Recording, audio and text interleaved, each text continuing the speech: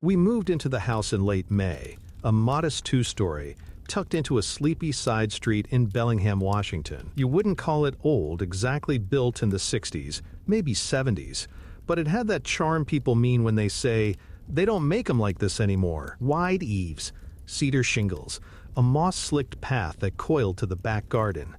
It even smelled faintly of sawdust and soap when we walked in for the first time.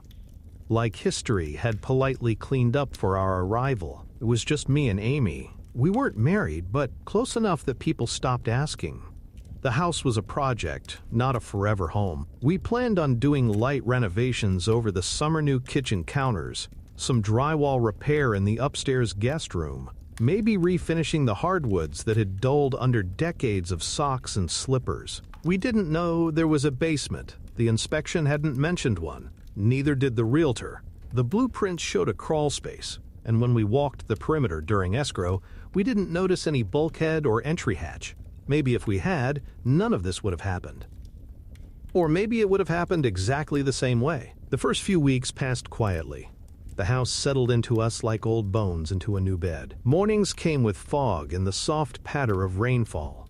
Evenings were wrapped in the cedar smell of burning wood. Our neighbors were older. Kind one left a pie on our porch the first week with a note that said, "Welcome to the street. Don't let the deer eat your tomatoes." We were content. The only disruption was the construction crew we hired, a pair of brothers named Stan and Eddie, who looked like they'd been born holding drywall tape. It was Eddie who found it. They were working in the dining room, pulling up the old parquet floor that had warped badly from a past leak.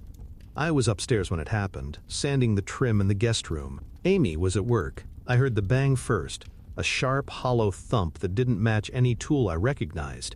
Then Eddie calling my name. "You're gonna want to see this," he said when I came down. His voice had the tight, almost gleeful pitch of someone who didn't know if they should be excited or disturbed. The boards had been pried up in wide strips, revealing the subfloor beneath. But in the middle of the room, just slightly off-center, the plywood ended in a perfect seam. A rectangle about 3 feet across, fitted flush like a lid.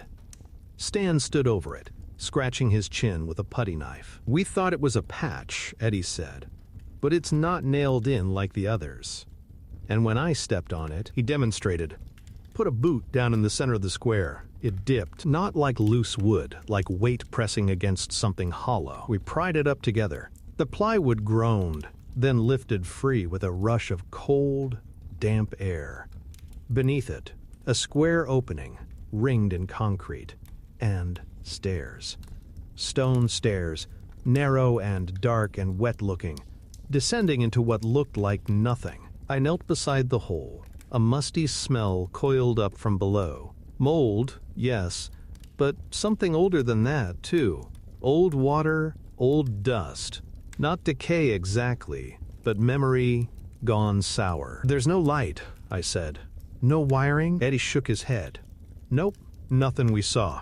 You want us to board it back up?" I should have said yes. That night, after the brothers left, I found myself staring at the hatch even after Amy got home. We'd thrown a flashlight beam down it, only made it a few feet before the dark swallowed it like a mouth. There were maybe 3 visible steps before blackness took over. Concrete walls, smooth and damp, descended on all sides. No cobwebs, no bugs, no debris. Just stairs and dark, and the sense that whatever lay below had not been disturbed in a very, very long time. Amy wanted to know if we should call the city. I said maybe. Or a surveyor, but I couldn't shake the feeling that if we asked too many questions, someone might tell us something we didn't want to know. Or worse, tell us nothing at all. At 3:16 that morning, I woke up needing water. I padded down the hallway, bare feet quiet on the floorboards. The kitchen felt too cold for summer. I passed through the dining room, the hatch still open, a rectangle of deeper dark in the already dim house. I paused. There was a sound. Not loud, but distinct. A knock. Not from below. From the top of the stairs. 3 slow, deliberate raps. Like someone asking to be let in. From a place that shouldn't exist. I stood frozen. My skin prickled, hairs rising on my arms like they knew something my brain hadn't caught up to yet. I leaned forward, irrationally hoping maybe it was the wind. But the air in the room was still. The curtains hung motionless. Moose, our cat, crept in from the hallway, tail low. He didn't hiss. He didn't run. He just stared at the hole, then turned and walked away with his shoulders hunched. I closed the hatch and slid the heaviest armchair we had over it. Then, I went back upstairs and lay next to Amy with my eyes open until dawn. 3 days later, I dreamed I was standing at the top of the stairs again, but in the dream, they never ended. I kept walking down and down, my flashlight sputtering, my breathing growing ragged. The walls stayed perfectly smooth. The air got colder and wetter, until it felt like I was walking through lungs. And from somewhere below, a knock. But not wood. Skin on stone, like hands that hadn't touched light in years. When I woke up, the air in the bedroom smelled faintly of mildew, and the bottoms of my feet were wet. The hatch remained closed for nearly a week. I covered it with the armchair, then piled books on top like weight could matter to whatever was below. I didn't tell Amy about the knocking. Not at first. It didn't feel like something I could say aloud without giving it form. Words have teeth sometimes, but I couldn't stop thinking about it. The knocks came back twice more, always between 2 o'clock and 4 a.m. Always from the top step, as if someone had climbed all the way up and then paused politely to ask permission. 3 knocks, never more. On the 7th night, I told Amy. She laughed at first. Not cruelly, just the way you do when your partner says something that sounds too much like a story. "Are you sure it wasn't the pipes?" she asked. "Or the wind shifting the floorboards?" "I'm sure. What do you think it is then?" I opened my mouth, then closed it. I didn't know. Not really. I only knew what I felt. And what I felt wasn't fear, exactly. It was dread, like being watched by something too large to see. Something patient enough to wait forever if it had to. We agreed to have someone look at it. A guy from the University Drive Lamonte geology department came out with a grad student and a bunch of gear. Seismic sensors, depth radar, moisture meters. They were excited in the way only academics can be about sealed stairwells in a house with no record of a basement. They descended partway, cautious, roped, and harnessed. When they came back up, they looked, twirled off. Not scared, but subdued. Dr. Lamonte rubbed his hands on his jeans like they itched. "There's more down there than there should be," he said. "A lot more. Your foundation isn't deep enough to account for it. This is. Well, it's odd. How far does it go? We couldn't reach the bottom. My ground-penetrating radar cuts off after about 90 feet. 90 feet. That's 8 stories down. Anything unusual?" He hesitated. "There's no structural support past the initial descent. No load-bearing walls, no columns. Just smooth concrete going down and down. That shouldn't be possible." I asked him if he'd heard anything while he was down there. He didn't answer. Neither did the grad student. After they left, I noticed changes in the house. Subtle things. The windows would fog on warm days, only on the side facing the dining room. The cat stopped eating, choosing instead to sleep in the bathtub with the curtain drawn. Our phones wouldn't hold a charge overnight if we left them downstairs. One evening, I came home from the hardware store to find Amy standing beside the hatch with her ear pressed to the floor. She didn't notice me until I touched her shoulder. She jumped like I'd shocked her. "Did you hear something?" She nodded slowly. "It's not knocking anymore." "What is it?" Footsteps. Slow. Coming up. I opened the hatch. I don't know why. Maybe to prove something. Maybe to reclaim space I already felt we'd lost. The air that escaped smelled like old pennies and pond water. My flashlight caught the edges of the stone steps again, slick with condensation. This time I noticed handprints. Not stained or painted. Just patterns left in the moisture. As if someone had dragged damp fingers across the wall. Over and over. They were too small for an adult. Too many to count. The power flickered that night. Once, then again. Amy didn't sleep at all. I heard her pacing. I stayed in bed, eyes fixed on the ceiling, counting every creak of the house. Around 3 a.m., the knocks returned. But they were louder now. Not patient. Not polite. I waited for Amy to say something, but the hallway was silent. I got up, The dining room was empty. The hatch was uncovered. Books shoved aside. The chair tipped over. The hatch open. Amy stood at the top of the stairs. She wasn't looking down. She was listening. "Amy," I whispered. She didn't move. I reached for her, heart thudding in my ears. And the moment I touched her shoulder, she gasped, as if she'd just surfaced from deep water. "I wasn't there," she said softly. "What do you mean?" I was somewhere else, listening, and something was listening back. We closed the hatch again, sealed it this time, bolted and screwed the plywood, laid down a rug, moved the table. But the weight of it lingered. The air tasted different, like the inside of a cave, like silence with teeth. That night, I dreamt of stairs again, but this time there were lights on the walls. Not modern lights, lanterns, oil-fed, flickering. And carved into the walls beside them were symbols I couldn't read. Spirals, circles, eyes without pupils. At the bottom of the stairs, a hallway, narrow and wet, and something standing at the end of it, tall, motionless. Its face was covered in hands. It took 3 more days before I started to believe Amy wasn't entirely herself anymore. It wasn't anything dramatic, not at first, just small dissonances. She'd forget words, call me by her sister's name. I'd ask if she wanted tea, and she'd respond with something that didn't fit. "The branches are already full," she said once, staring out the kitchen window at nothing. I asked what she meant. She blinked like she'd been asleep. Sometimes she hummed tunelessly, mostly in the early morning, and it was always the same sound. 3 low notes, then a pause, then one long, high waver. It made the back of my tongue tingle, like I was tasting metal. The cat would slink under the bed when she did it. I didn't tell her what she was doing. I didn't have the words.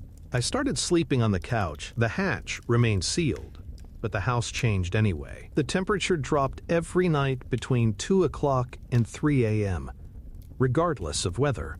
I tested it with a thermometer. The readings fell 10 degrees in a matter of minutes, but only in the dining room and the hallway leading to it. The knocks became regular, not nightly, but close, always around the same time, never more than 3, never less. I never answered them. Amy stopped coming downstairs. Then one night, she was simply gone. I woke up to silence, the kind that feels wrong, like the whole world's holding its breath.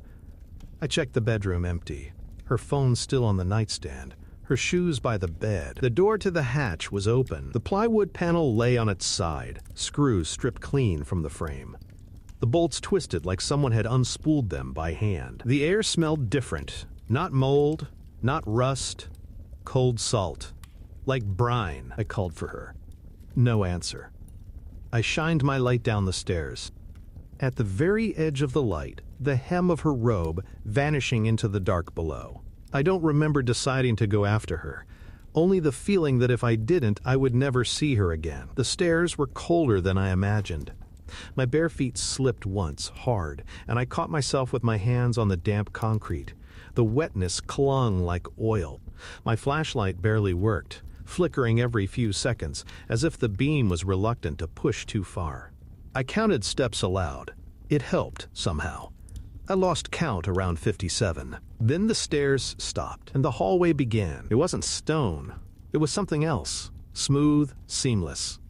The walls curved slightly inward, like a tunnel built by hands that didn't need tools. The air was warmer here, but still heavy, like breathing inside a storm drain. The floor felt soft underfoot, not dirt, not stone.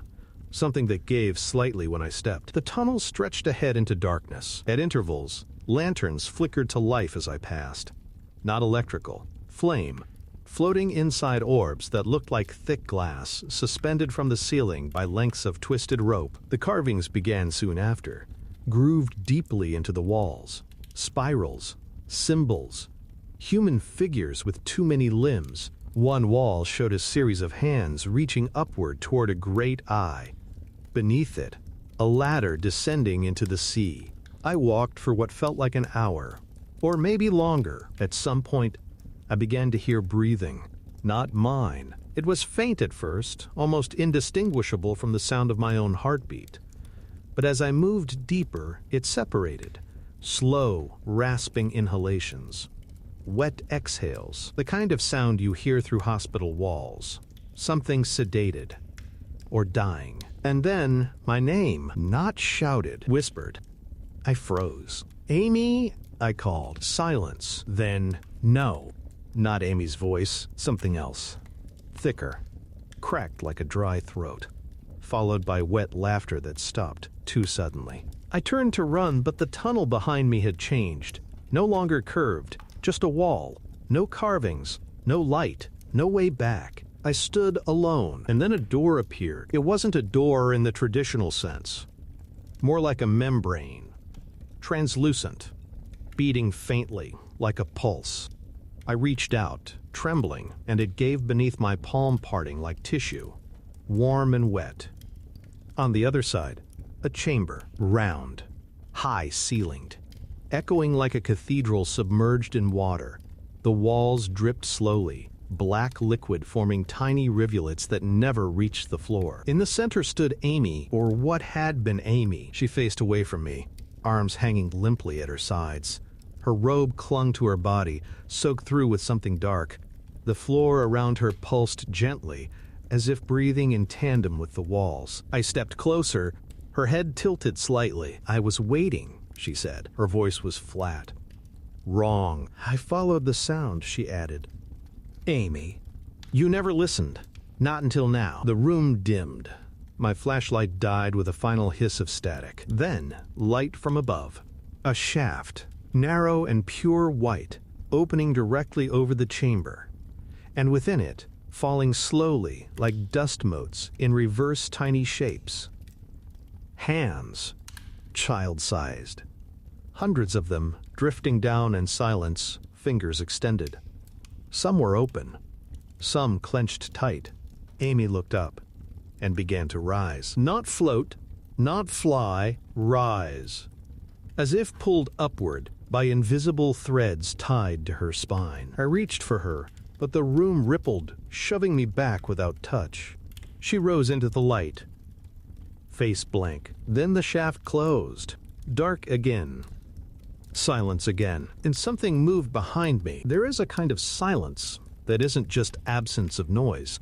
It's a presence thick, physical, aware. That's what it felt like when Amy disappeared into the shaft of light, and the world around me sealed shut like a heartbeat ending. I turned, slowly. Behind me was no longer the passage I came from. No tunnel, no lights. Only darkness thicker than before. It coiled against the edges of my vision, a static haze that made the chamber feel like the last lit place in existence. And even that light was bleeding away now. The lanterns, those strange floating orbs, dimmed and hissed and died, one by one, until only a faint glow lingered from the walls themselves, like bioluminescent moss, and in that glow, I saw them. Not people, not anymore. Figures hunched along the walls, curled, bone-thin, eyes too wide and milky with blindness. Dozens, maybe more. All facing inward toward where I stood, breathing in slow, synchronized rhythm. And between them, the stairs. Another set, leading down, even deeper. I don't know why I followed. I didn't feel brave. I didn't feel sane.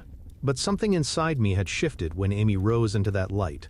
Something irreversible. The part of me that believed the world was measurable and mapped had died. And what remained whatever was left of who I'd been needed to understand. Even if it killed me. These stairs were older, worn smooth. Moisture slicked every surface, and the air had changed. Not wet anymore, dry and brittle, like the inside of a tomb. Each breath scraped my throat. Halfway down, the lights vanished completely. I kept going anyway. I don't know how I saw. I shouldn't have been able to. But the walls glowed faintly, with veins of pale green light that pulsed like nerves beneath skin. Symbols moved across them as I passed, spinning, rotating, reforming. They didn't stay still long enough to read. I wasn't sure if I was reading them or if they were reading me. Eventually, the stairs ended in a corridor with walls that curved inward too tightly. I had to crouch, The floor was soft again, slick and yielding. The air buzzed with a low vibration that crawled across my scalp. And then came the knocking. Not behind me. Not above. Ahead. 3 knocks. The same rhythm, but this time louder, closer, and not on a door. It was coming from the walls. From inside them. The passage ended in a small alcove, and there impossibly was a door. A real one. Wood. Blackened and ancient. Brass handle green with corrosion. No frame. Just the door freestanding in the stone. My hand moved before I could stop it. The handle was warm. The wood breathed beneath my palm. When I pushed it open, the world blinked. I was back in the house. But it wasn't right. The light was off. Everything grayed, like an old photograph left in a drawer. The air was still, thick with the scent of wet paper. I turned slowly. The dining room was as I remembered. The armchair pushed back. The plywood hatch sealed. But Amy stood in the hallway. At first, I thought it was her. The way she stood, the tilt of her head. But the longer I stared, the more I noticed the differences. She was taller, her arms slightly too long. Her fingers bent subtly backward at the second knuckle. Her mouth was closed, but I could hear her breathing from across the room, wet, labored, inconsistent. And her eyes, there were too many. One on her forehead, one just beneath her jaw, tiny ones blooming along her temple like mushrooms. She smiled, not with joy, with recognition, as if I was the one out of place. "I found the bottom," she said. Her voice layered Amy's voice on top, but others underneath. A child's whisper, a man's groan, something else, chittering between syllables like insect legs. "Where are we?" I whispered. She blinked. Slowly, one after another. "This is where the house ends." I stumbled back. My shoulder hit the hatch. It felt real. Rough plywood. Cold metal. Behind me I heard the locks turning on their own. Click. Click. Click. Amy or the thing wearing her stepped forward, and the lights went out. I don't remember escaping.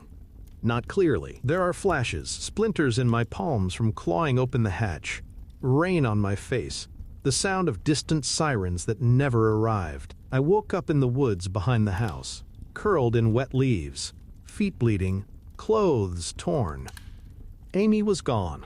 The house was empty. When I returned, in daylight, there was no hatch. The plywood was seamless. No bolts, no screws, no opening, like it had never been there at all. I moved out the same week, put the house on the market, told no one the real reason, just said bad memories. People understood, they always do. But I hear knocking now. Not often, just sometimes. Late. Always 3 knocks. Always from the wall nearest my bed. It's been 14 months. I live in a 1-bedroom rental now, on the 5th floor of a concrete box in Seattle. Nothing old, nothing with history. I chose the building for its blandness. No creaks, no attics, no crawl spaces. Just drywall, vinyl flooring, and a view of the sound that sometimes catches the sun in a way that feels like breathing. I haven't spoken to anyone about what happened. Not fully. The words come out wrong when I try, like they're filtered through someone else's throat. People ask about Amy. I tell them she left, that we grew apart. It's easier than saying she floated into a shaft of light beneath a non-existent house and never came back. I haven't dreamed of her in weeks, but sometimes I feel her, usually around 3 a.m. It started with water. One morning, I found a ring of it in the kitchen, perfectly round, about a foot across, no source. The ceiling above it dry. No spills, no footprints. Just a wet circle that smelled faintly of salt. A week later, the smell returned, without the water. I traced it to the wall beside the stove. It faded by morning. Then came the static. Electrical devices stuttered, microwave, phone, even the lights in the hallway, outside. I replaced bulbs, reset breakers. Nothing helped. One night, the stereo turned on by itself, playing only a low-frequency tone. Barely audible, but it made the glass in the windows tremble. I tested the walls. Just drywall. Just studs. I tore one open to be sure. And behind it, nothing unusual. except the insulation was damp and marked with a single line of writing, scrawled in something dark and sticky. Where did you go? I thought I had lost my mind. I started recording everything. Audio logs, video. Most of it showed nothing. But one night, while reviewing a recording, I heard something faint behind my own voice. A voice not mine. It whispered my name. Over and over, until the voice changed. It became Amy's. Or something close. It said, "The stairs don't end. They just come back around." I stopped sleeping. Coffee and nicotine held me together during the day, but nights became elastic. Time stretched. The windows darkened too early, and sometimes the city lights outside would vanish entirely, like someone had thrown a blanket over the skyline. And the knocking returned. Not from the walls this time, from the floor. Always 3. Followed by silence so total it felt manufactured. Once I pressed my ear to the floor and waited. I don't know how long I lay there, but I heard something. A voice. Muffled and distant, like it was traveling up a long tunnel, whimpering, breathing, and then a whisper, "Let me in." I broke my lease, packed a duffel, left everything else. I drove north without destination. Slept in the car, parked near truck stops and trailheads, avoided homes, hotels, rooms with floors. I found a small cabin off a county road east of Mount Baker. It wasn't much, bare walls, generator power, compost toilet, but it had no basement, just raw wood beneath my feet. I thought that would be enough. But the first night, I heard movement in the woods. Not animals, not wind, footsteps. Slow, measured, circling. When I opened the door, there were no tracks. But at the threshold, a small, wet handprint. The next day, I saw something on the cabin wall. At first, I thought it was mold, a dark smear. No shape to it. But over hours, it changed. It began to resemble a spiral, then a staircase, then a door, and then, just below it, carved directly into the wood. We remember. I don't know what it wants. Maybe it isn't even a thing, not in the way we understand. Maybe it's a place, a memory, a wound that never healed properly, a house that grew around an absence so profound it pulled everything down with it. Maybe Amy's still there. Or maybe what I saw at the end wasn't her at all, just the shape the house made from my grief. I don't know. I only know that I can feel it still, like pressure behind the eyes, like a draft in a sealed room, like stairs beneath your feet when you're standing on level ground. There is no end to the basement, only exits shaped like doors, only thresholds shaped like choices, only memories shaped like people you used to love. And when the knocks return, I no longer run. I lie still, and I count them. 1, 2, 3, and I pray there's not a fourth.